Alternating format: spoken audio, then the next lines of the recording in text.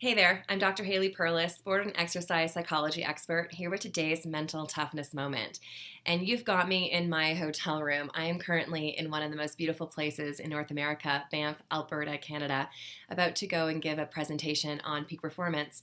And I would love to show you the beautiful view of the mountains and snow, but then you won't be able to see my face. So you're kind of stuck with what's in the background here, TV and a bureau. But it doesn't matter because we're here to focus on today's mental toughness moment, which is it ain't over till it's over, and you gotta fight to the bitter end. Who am I talking about? Chicago Cubs. Chicago Cubs are on their way to the World Series, and it has been 108 years since they have won a World Series. And I have done some research and I watched some videos talking about this, and people are kind of making fun of the Chicago Cubs, how it's been so long. They're saying that they defy the blind squirrel theory, which is even a blind squirrel can get a nut at some point. Why can't the Chicago Cubs win a World Series in 108 years? Well, they're off to the World Series and we will see what happens. But not only are they continuing to fight in the broad scheme of things, but they also fought to the bitter end in this final game against the San Francisco Giants. In the 8th inning, they were down 5-2. And it wasn't until the 9th inning that they were able to make a comeback and win 6-5. How do you do that, though? When things aren't looking good, when you're not when things aren't looking good, how do you stay up? How do you stay mentally tough? There's a legendary coach, college baseball coach, George Horton, and he talks about these 3 Ps. And I'm going to share them with you today because it's really what we talk about in sports psychology too. And the first P is staying in the present moment. It doesn't matter how you get to where you've gotten, to where you are. It doesn't matter what you've done in the past, good or bad.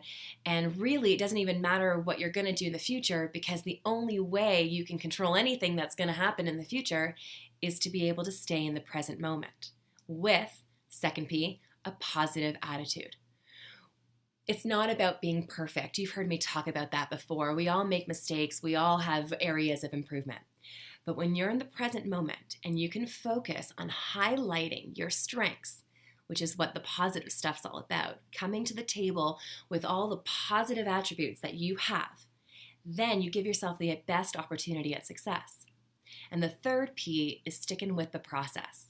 It's not about winning the next game, or completing the marathon, or completing this run, or completing this training session, or eating this meal. It's the next pitch.